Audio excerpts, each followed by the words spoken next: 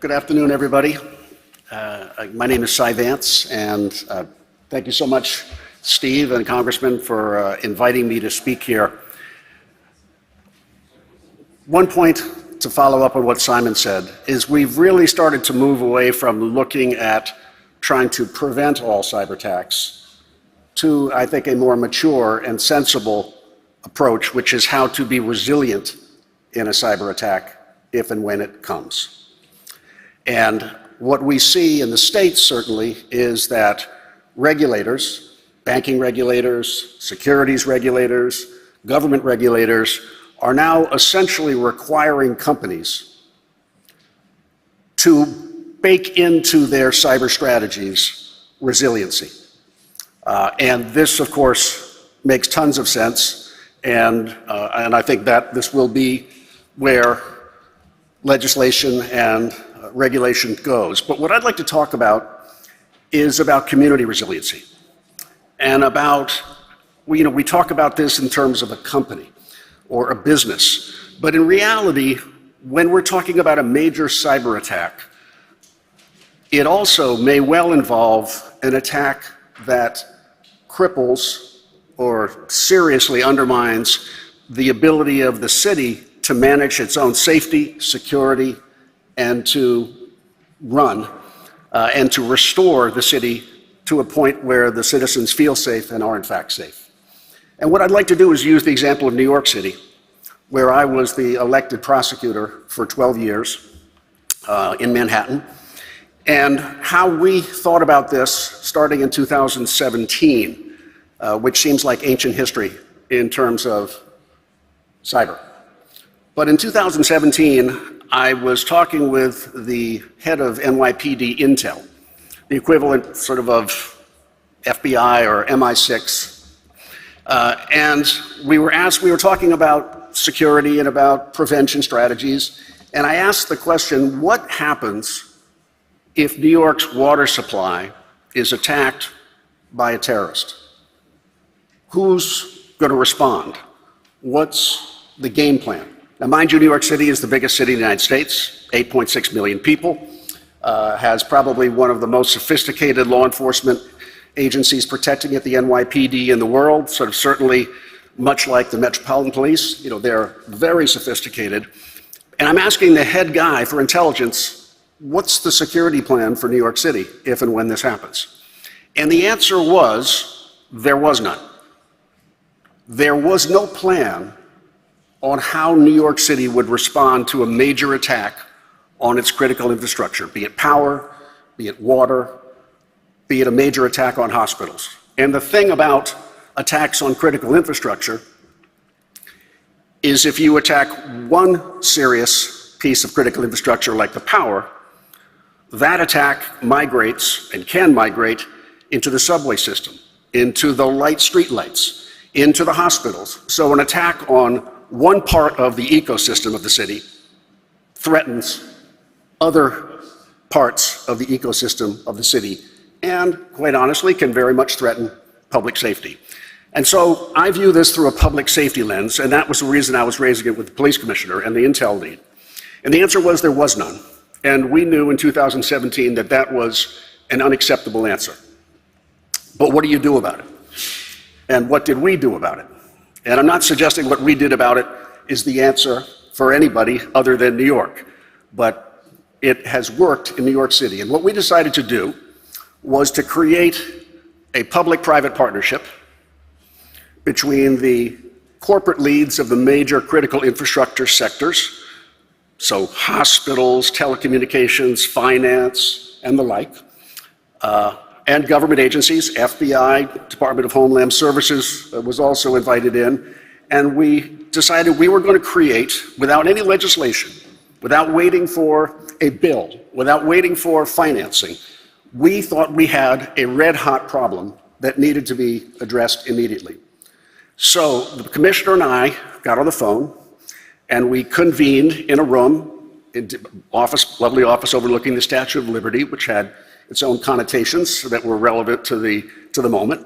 And we convened the sector leads in this room, as well as the public agency leads. And mind you, the United States, unlike many countries critical infrastructure is often in private hands. So who delivers power in New York City? Con Edison. Con Edison is a private company. And that's different often than other countries. So we brought the critical infrastructure sectors and their leads into a room.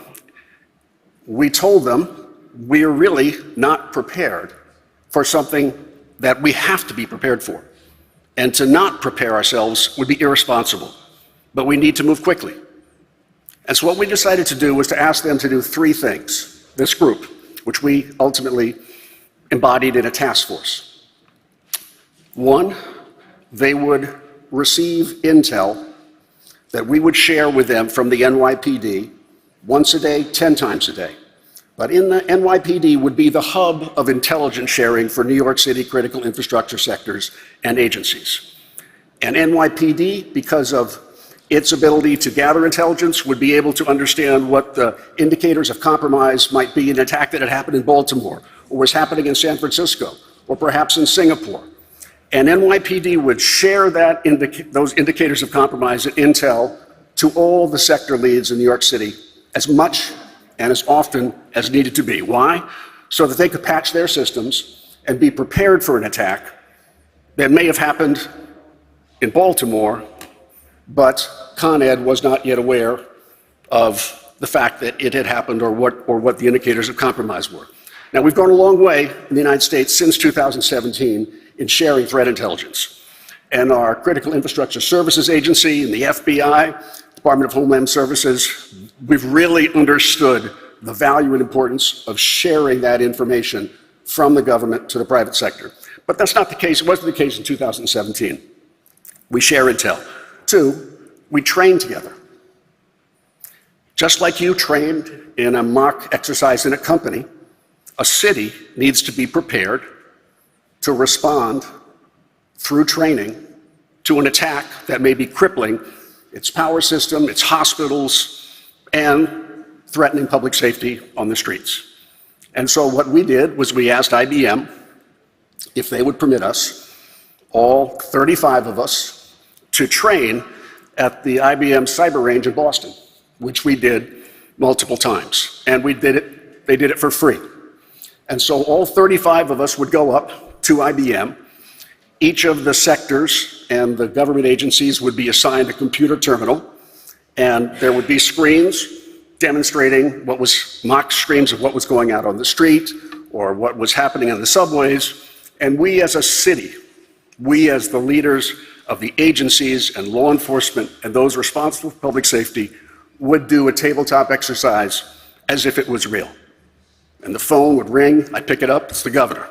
The governor saying, what the heck's going on? You know, whatever the governor would say, he would engage all of us in this mock exercise in which we had to manage an attack on one sector that was spilling out into other sectors of the city. So that's the second thing. And third, we needed a place as a city to go to all the key leads in the event of a major event to manage that event just like we did at the Cyber Range in Boston for IBM. Now, it took about 6 months to a year to pull this all together, but since 2018, New York has had a public-private approach response to critical infrastructure threats, be it terrorism, be it economic, whatever it is.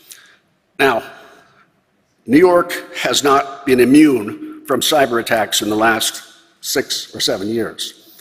But when we look at attacks that have hit other cities, Baltimore, San Francisco, in Louisiana, elsewhere around the globe, New York has remained remarkably stable and has been able, I think, in part because of our approach, a resilience, a preventative, a public-private partnership approach to be prepared for what actually is a real threat in all of your communities. Now, I look out across the United States and I ask myself, as I often ask others, so what's the plan if Boston gets hit? San Francisco? And if you take this analysis out of what happens to your company or your agency alone and think of it as an attack on a community or a risk to community, I think we need to realize, and what I don't think we have fully embraced yet in America, is that this is a full community response. The FBI cannot ride over the hill on a white horse in response to every attack on a coal plant or a telecommunications system, and the FBI can't restore operational systems in New York City that may transcend many sectors. And that's why, as a city, we had to come together and be responsible for our own ability to protect ourselves. New York, at the end of the day, if it has a critical event, it's New Yorkers who are going to have to save New York. It can't be the FBI. It can't be the Department of Homeland Security. They don't have enough bandwidth or people embedded in the critical infrastructure sectors of the city to manage and remediate what has to be done.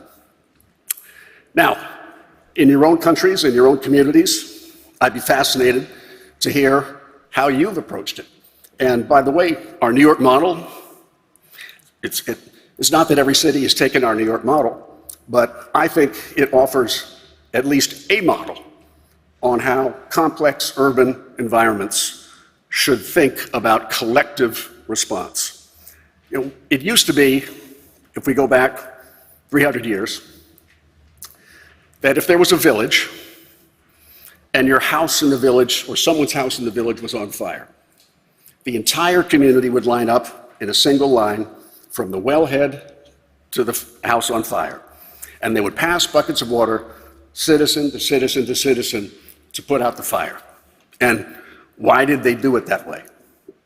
Why did they do it at all? They understood, first of all, that it was good citizenship. It was the right thing to do. But they understood also, and I think one of the simplest examples and lessons, certainly for me, they understood that if they put out their neighbor's fire, their house was better protected. Just as if we're prepared as a community to respond to an attack on the power grid with all the other city agencies who bring their power experience, private and public, in the moment to respond to the attack, we are better protected as a city. It's really as old as human lessons. We are individually better protected if we collectively protect each other. So that prevention model, I think, applies obviously in different ways to corporations and how they should approach this. But truthfully, just as both the speakers who are far more technically educated, intelligent than I am, a lot of this is now written down pretty much on how you can do it, whether it's NCSC or whether it's CISA in the United States. There are models for big companies and smaller companies on how to manage this risk. But I think where we also need to not overlook is we really tend to look at attacks and read about attacks that are sort of big companies or ones that we read about when the FBI takes control and is called in. But the real risk in America is below, in the medium and small-sized businesses, where really America's economic engine and its community businesses operate. It's how do we protect not just the billion-dollar companies, but how do we protect not a city, but how do we not lose sight of the small business people and residents who live in that city? And I think the challenge in America, it's a big challenge because we have a different system of government. We have a federal system, but we also have different laws for each state. And so we have, in some sense, competing governments in trying to manage risk and public safety. But the big challenge for us in America, I think, is how we are going to, for the future, create a society that understands, as individuals and members of a community, enough about cyber risk and security to protect themselves and I certainly hope it continues to work for New York and that it's been of some value to you. Thank you.